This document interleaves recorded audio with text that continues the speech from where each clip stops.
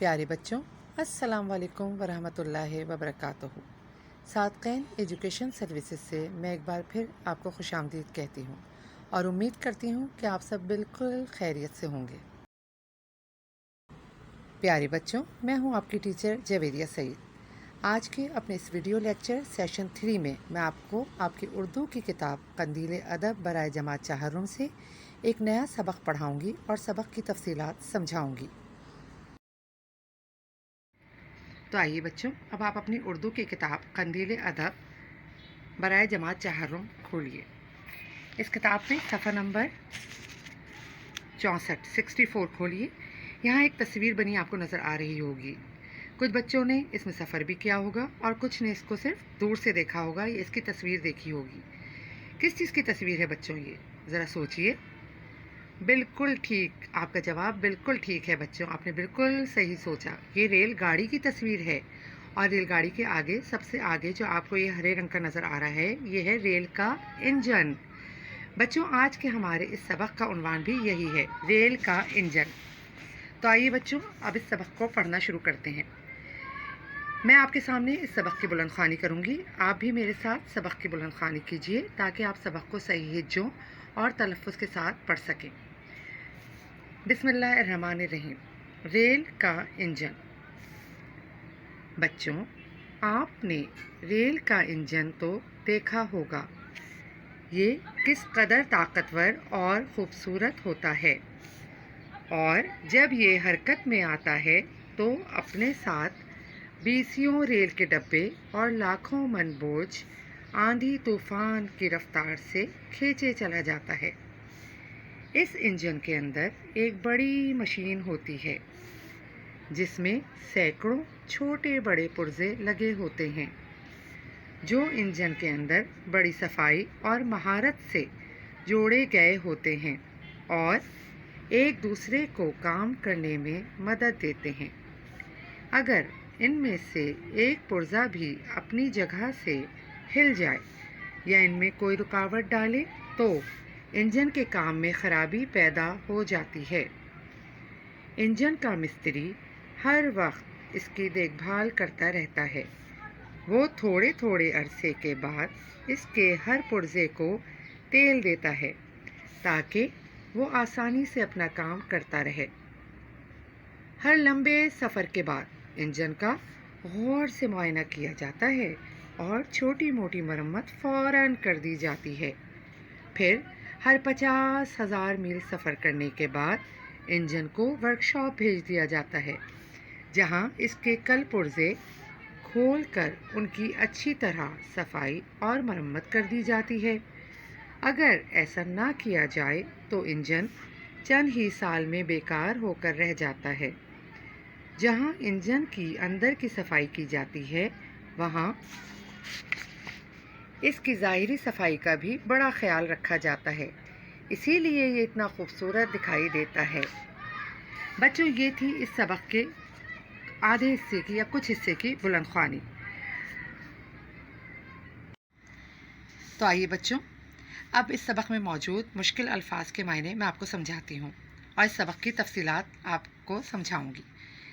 سب سے پہلا لفظ ہے ریل کا انجن۔ جیسا کہ آپ نے اس تصویر میں دیکھا، ریل کے آگے جو سب سے آگے کی طرف یہ ہرے رنگ کا ایک لگا ہوتا ہے، اس ریل کا انجن کہلاتا ہے جو کہ ریل کو چلانے کے کام آتا ہے۔ اس کے بغیر ریل گاڑی نہیں چل سکتی۔ طاقتور مطلب مضبوط ہونا، طاقتور ہونا۔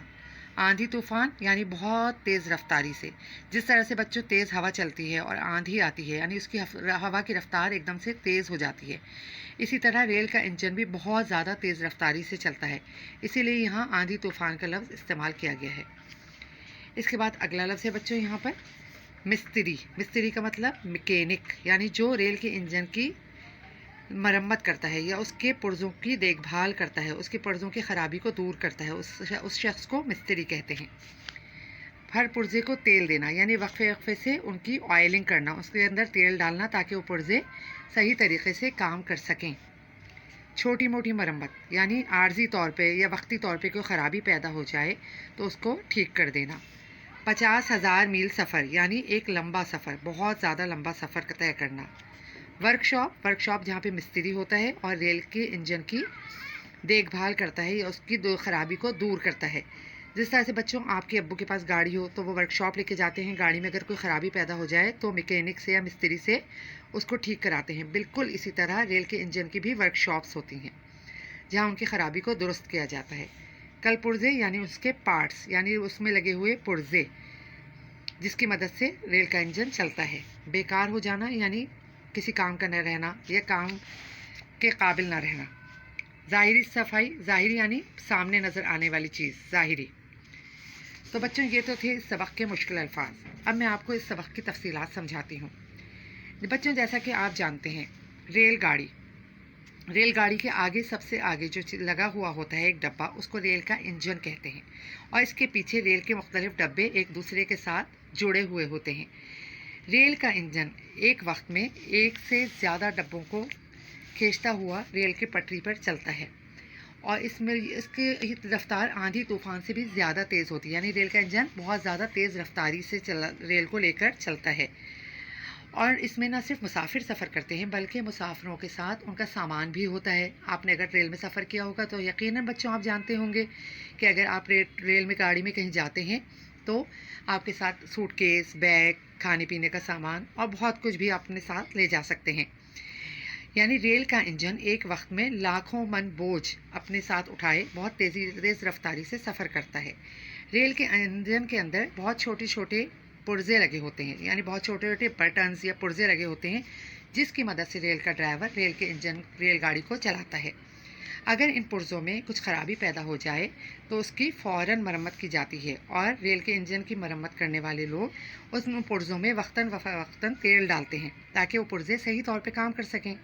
छोटी मोटी ख़राबी तो फ़ौरन दूर कर ली जाती है, लेकिन अगर कोई बड़ी ख़राबी पैदा हो जाती है तो उसको वर्कशॉप ले जाया जाता है ताकि उसकी सही तरीके से देखभाल की जा सके, उसका अच्छी तरह से मुआयना किया जा सके और उस ख़राबी को दूर किया जा सके। क्योंकि रेल का इंजन एक वक्त में हज़ारों अफराद और हज़ारों टन सामान लेकर रेल की पटरियों पर चलता है, तो इसलिए और लोगों को, मुसाफिरों को अपनी एक जगह से दूसरी जगह उनकी मंजिलों तक पहुंचाता है। इसलिए मुसाफिरों की हिफाजत के लिए ये बहुत ज़रूरी है कि रेल के इंजन की देखभाल की जाए और उसके पुर्जों की मुस्तकिल देखभाल की जाए ताकि किसी बड़े हादसे से बचा जा सके। रेल का इंजन अपनी ज़ाहिरी खूबसूरती में भी बेमिसाल होता है और दूर से ही बहुत खूबसूरत नज़र आता है। रेल के इंजन के ऊपर की तरफ एक बहुत बड़ी सी हेडलाइट लगी होती है जिसकी रोशनी कई मील तक नज़र आती है ताकि रात के वक्त रेलगाड़ी को चलाने में कोई दिक्कत ना हो। रेल के इंजन में रेल का ड्राइवर होता है और उसके साथ एक इंजीनियर भी मौजूद होता है ताकि मुसाफिर बआसानी अपनी मंजिल तक पहुंच सके। बच्चों अब आप जो अभी हमने सबक के बुलंद खाने की रेल का इंजन, उसकी मश्क का काम आप अपनी उर्दू टेक्स्ट की कॉपी में, या आपके सामने उर्दू टेक्स्ट की कॉपी है बेटा, उर्दू टेक्स्ट की कॉपी में आप हस्बे मामूल सबसे पहले आप इंडेक्स फिल करेंगे। ये देखिए रेल का इंजन, आप इंडेक्स फिल करेंगे। फहरिस्त में आप सबक का नाम लिखेंगे, जिस तारीख़ को काम करेंगे वो तारीख़ लिखेंगे और फिर आप नए सफ़े पर सबक का नाम लिखकर होमवर्क की हेडिंग डालेंगे और जिस तारीख़ को काम कर रहे हैं उस तारीख़ को आप काम शुरू करेंगे। सबसे पहला आपका सवाल है दिए गए अल्फाज के मायने लिखिए। आप 2 कॉलम बनाएंगे, अल्फाज, मायने। पहला लफ्ज़ है बोझ, बोझ मतलब वज़न। दूसरा लफ्ज़ है महारत यानी काबिलियत, किसी चीज़ में माहिर होना यानी महारत रखना। तीसरा लफ्ज़ है मुआयना यानी जांच पड़ताल या जायज़ा लेना या उसकी ख़राबी को जांचना या ख़राबी को ढूंढना। मरम्मत यानी दुरुस्त करना, उसकी ख़राबी को सही करना। खदशा, खदशा मीन्स खौफ, किसी चीज़ का खौफ होना कि गाड़ी चलते चलते ख़राब ना हो जाए, रेल का इंजन चलते चलते ख़राब ना हो जाए। ज़ाहिरी, सामने नज़र आने वाला, बज़ाहिर जो चीज़ हमें सामने से नज़र आती है इसको ज़ाहिरी कहते हैं। चौकस यानी होशियार। सिग्नल यानी इशारा, जैसे आपने ट्रैफिक लाइट के सिग्नल देखे हैं सड़कों पे लगे हुए, इसी तरह ट्रेन की पट्टी के साथ भी सिग्नल्स लगे होते हैं जिसकी मदद से रेलगाड़ी को चलाया जाता है। सुर्ख बत्ती पे रुका जाता है और सब्ज़ बत्ती पर ट्रेन चलती है। अगला लफ्ज़ है बेटा इंतज़ाम यानी बंदोबस्त। अगला लफ्ज़ है पेचीदा यानी मुश्किल। تو بیٹا یہ تھے کل 10 الفاظ، ان کو آپ اپنی اردو ٹیکسٹ کی کاپی میں انڈیکس فل کرنے کے بعد صفائی کے ساتھ ہجوں، نقطوں اور شوشوں کا خیال رکھتے ہوئے کریں گے۔ اگلے صفحے پہ آپ پھر ہوم ورک کی ہیڈنگ ڈالیں گے، تاریخ ڈالیں گے جس تاریخ کو آپ کام کر رہے ہیں۔ اگلا سوال ہے جملے بنائیے۔ 2 کالم بنائیں گے، الفاظ، جملے۔ یہاں کچھ میں نے لفظ لکھے ہوئے ہیں، ان الفاظ کے آپ نے جملے بنانے ہیں۔ پہلا لفظ ہے طاقتور، میں نے آپ کی آسانی کے لیے اس لفظ کا جملہ بنایا ہے، ریل کا انجن بہت طاقتور ہوتا ہے۔ دوسرا لفظ ہے آندھی، تیسرا لفظ ہے مہارت، چوتھا لفظ ہے ورکشاپ، پانچواں لفظ ہے صفائی، چھٹا لفظ ہے بیکار، ساتواں لفظ ہے چوکس، آٹھواں لفظ ہے کانٹا، اور نواں لفظ ہے بٹن، اور 10واں لفظ ہے غلطی۔ ان 10 الفاظ کے جملے آپ ہجوں، نقطوں، شوشوں کا خیال رکھتے ہوئے بامعنی جملے بنائیں گے۔ کاپی کے اگلے صفحے پر ہوم ورک کی ہیڈنگ ڈالیں گے، جس تاریخ کو آپ کام کریں گے وہ تاریخ ڈالیں گے۔ سوال ہے اپنا، آپ کا اگلا سوال ہے دیے گئے الفاظ کے آخر میں 1 یا 2 حروف بڑھا کر نئے الفاظ بنائیے۔ نیچے کچھ لفظ دیے ہیں بیٹا، ان کے آخر میں آپ نے 1 یا 2 حروف کا اضافہ کر کے ایک نیا لفظ بنانا ہے۔ پہلا لفظ میں نے آپ کی آسانی کے لیے بنا دیا ہے، پہلا لفظ ہے دیکھ، دیکھ سے بننا دیکھا۔ دوسرا لفظ ہے کھول، تیسرا لفظ ہے جل، جل سے آپ بنا سکتے ہیں جلا یا جلنا۔ چوتھا لفظ ہے راستہ، پانچواں لفظ ہے ساتھ، چھٹا لفظ ہے ہاتھ، اور ساتواں لفظ ہے سرخ۔ ان الفاظ کے آخر میں آپ 1 یا 2 حروف بڑھا کر نئے الفاظ بنائیں گے۔ کاپی کے اگلے صفحے پر ہوم ورک لکھیں گے، اور جس ڈیٹ کو آپ کام کریں گے، جس تاریخ کو، وہ یہاں تاریخ ڈالیں گے۔ اگلا سوال ہے دیے گئے الفاظ کے مترادف یعنی ہم معنی الفاظ لکھیے، یعنی وہ الفاظ ہجوں میں تو مختلف ہوں لیکن اور پڑھنے بھی مختلف ہوں لیکن ان کے معنی ایک جیسے ہوں۔ الفاظ اور مترادف 2 کالم بنائیں گے، الفاظ مترادف کی ہیڈنگ ڈال کے 2 کالم بنائیں گے۔ پہلے خانے میں آپ لکھیں گے الفاظ اور دوسرے خانے میں اس کے مترادف لفظ۔ پہلا لفظ ہے خوف، خوف کا مترادف کیا ہوگا؟ ڈر، دونوں کے معنی ایک ہی ہیں، خوف زدہ ہونا یعنی ڈرنا۔ دوسرا لفظ ہے ہوشیار یعنی چوکس، الرٹ رہنا، چوکس رہنا۔ تیسرا لفظ ہے آفت یا اس کا مترادف ہوگا مصیبت۔ چوتھا لفظ ہے دوست، دوست کا مترادف لفظ ہے ساتھی۔ پانچواں لفظ ہے تاریکی، اس کا مترادف لفظ ہوگا اندھیرا۔ چھٹا لفظ ہے بدن یعنی جسم۔ ساتواں لفظ ہے عدل یعنی انصاف۔